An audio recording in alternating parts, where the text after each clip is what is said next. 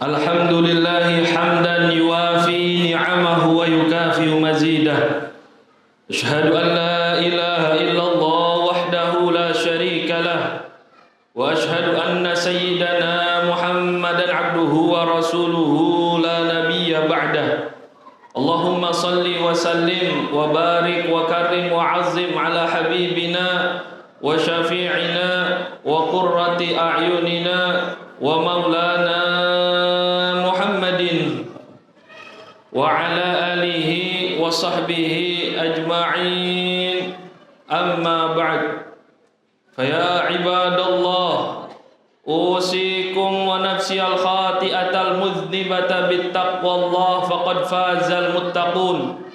Ya ayyuhalladzina amanu taqullaha haqqa tuqatih wa la tamutunna illa wa antum muslimun. Ma'asyiral muslimin rahimakumullah.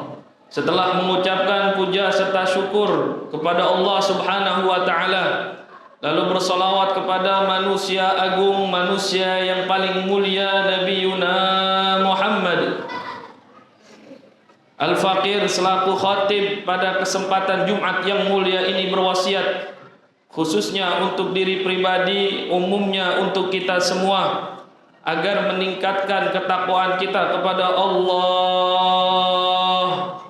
Karena dengan takwa orang yang hidupnya sulit akan Allah berikan kemudahan. Dengan takwa orang yang terhimpit masalah-masalah akan Allah berikan jalan keluar dari setiap masalah. Dengan takwa orang yang terlilit hutang akan Allah bayar lunas seluruh hutangnya. Dengan takwa orang yang kaya tidak akan pelit dan sombong dengan hartanya. Dengan takwa orang yang miskin tidak putus asa mencari rezeki dari Allah Subhanahu wa taala. Dengan takwa orang yang pandai tidak menggunakan kepandaiannya untuk menzalimi saudaranya yang lain. Dan dengan takwa pula orang yang bodoh akan datang duduk menimba ilmu di hadapan para guru. Semua dengan takwa akan menjadi baik. Apa itu takwa? Imtithalu awamirillah wajtinabin nawahi fi sirri wal alaniyan. Takwa adalah menjalankan semua perintah-perintah Allah, menjauhkan segala larangan-larangan Allah, baik ketika dalam keadaan ramai, terlebih dalam keadaan sepi. Maka orang-orang yang bertakwa disebut al-muttaqin, orang-orang yang bertakwa. Mudah-mudahan kita semua Allah jadikan orang-orang yang bertakwa. Amin, amin ya rabbal alamin. Ma'asyiral muslimin rahimakumullah. Tidak terasa waktu berjalan begitu cepat.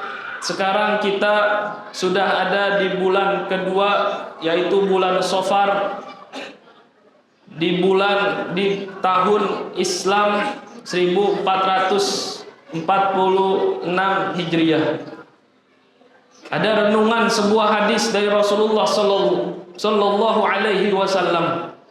Rasulullah sallallahu alaihi wasallam bersabda, "La tazulu qadama 'abdin yaumal qiyamati hatta yus'ala an arba'in." Tidak akan bergeser kedua kaki seorang hamba sebelum Allah tanya dengan 4 pertanyaan. Yang pertama, wa an umrihi fi ma afnah.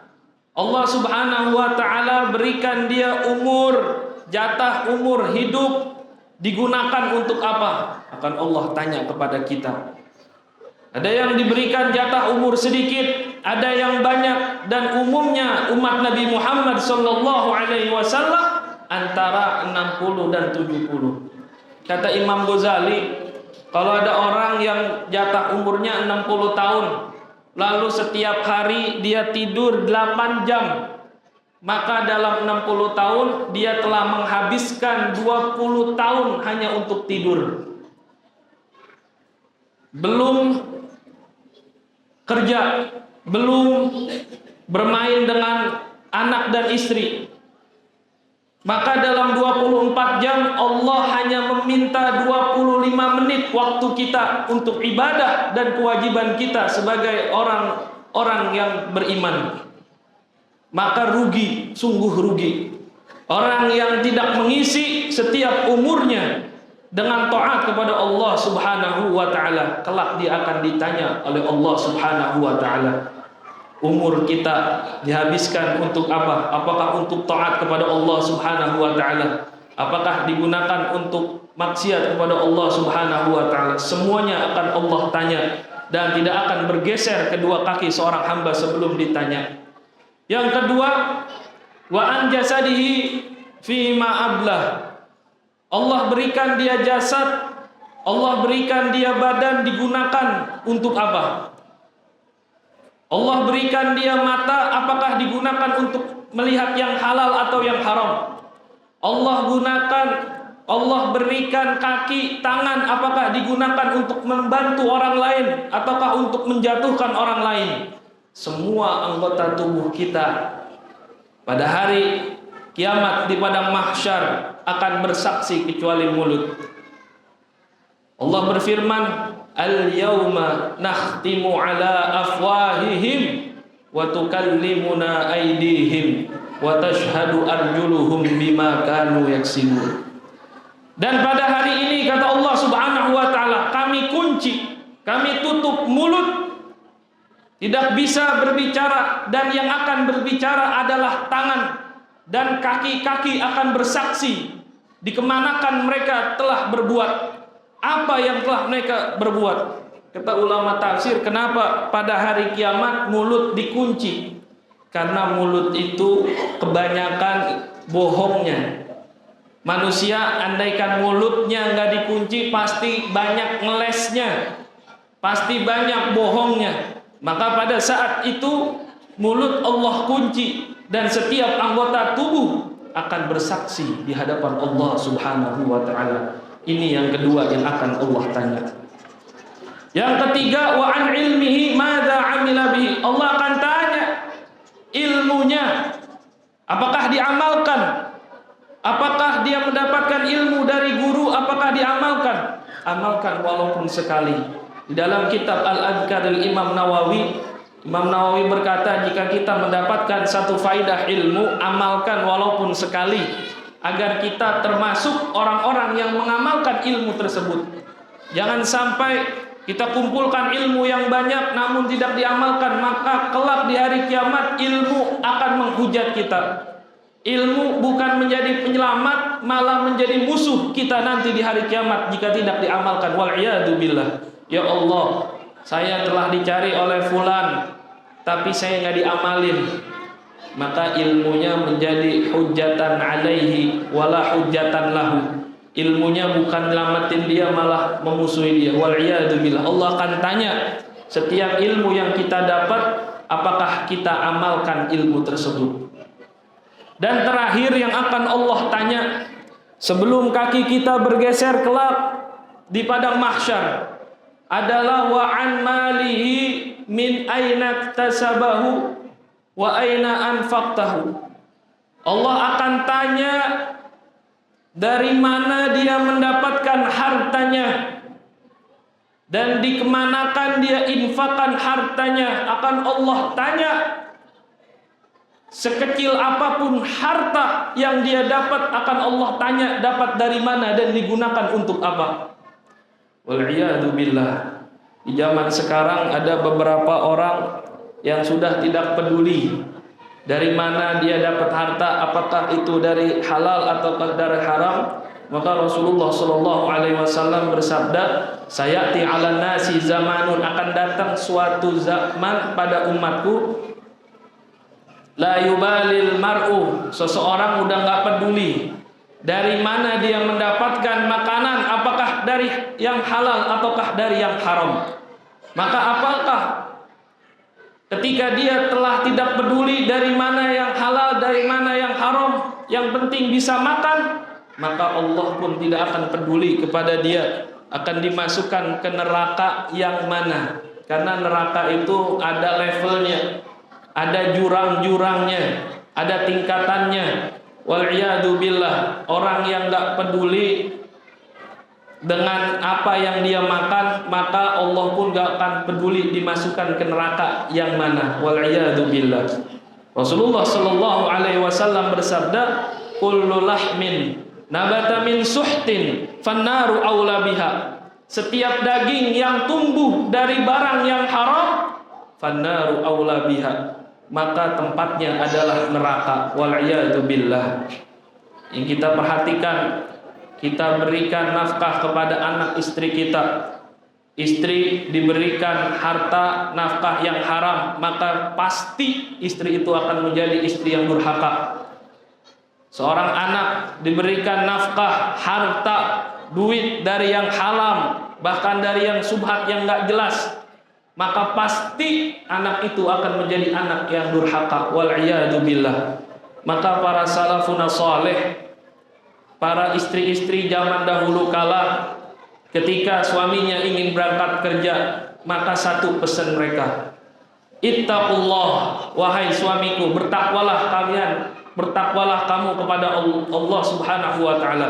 Fa innana nasbiru 'alal ju'i wa la nasbiru 'alan naril jahimi. Karena kami ini, saya dan anak-anak bisa sabar dengan lapar, tapi nggak bakal bisa sabar dari api neraka jahanam. Wal iyadu billah. Mudah-mudahan kita bisa menjaga nafkah kita cari nafkah yang halal, karena kata Nabi Muhammad SAW, talabul halali jihad. Mencari nafkah yang halal itu sama dengan jihad. Mudah-mudahan Allah berikan kepada kita rezeki yang halal, rezeki yang berkah, dan kita bisa mempersiapkan jawaban-jawaban keempat pertanyaan ini kelak di padang mahsyar. Karena orang yang berhasil ditanya dengan jawaban yang baik, maka akan mudah kelak di padang mahsyar. Barakallahu li wa lakum fil Qur'anil azim, wa nafa'ana wa iyyakum bima fihi minal ayati wa dzikril hakim, wa taqabbala minni wa minkum tilawatahu innahu huwas samiul alim, fastaghfiru innahu huwal ghafurur rahim.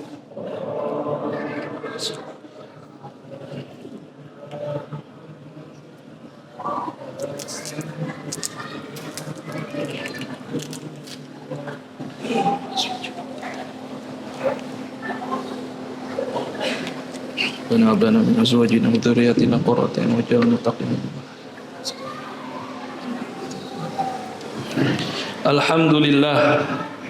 Alhamdulillah hamdan katsiran kama amar, wa asyhadu an la ilaha illallah irghaman liman jahada bihi wa kafar, wa asyhadu anna sayyidana Muhammadan abduhu wa rasuluhu sayyidul insi wal bashar. Allahumma salli wa sallim wa barik ala sayyidina Muhammad wa ala ali sayyidina Muhammad, mattasalat ainun binadar wa udhunun bi khabar, amma ba'd. Fa ya ibadallah ittaqullaha mastata'tum wa hafidhu ala huduril jumu'ati wal jama'ah, wa'lamu anna Allah ta'ala amarakum bi amrin bada'a fihi bi nafsi wa thanna bi malaikatil musabbihati bi kursi wa thalatha bikum ayyuhal mu'minun. Faqala ta'ala wa lam yazal qailan alima, inna Allaha wa malaikatahu yusalluna 'alan nabi ya ayyuhalladzina amanu sallu 'alaihi wa sallimu taslima. Allahumma salli 'ala sayyidina Muhammad wa 'ala ali sayyidina Muhammad kama shallaita 'ala sayyidina Ibrahim wa 'ala ali sayyidina Ibrahim,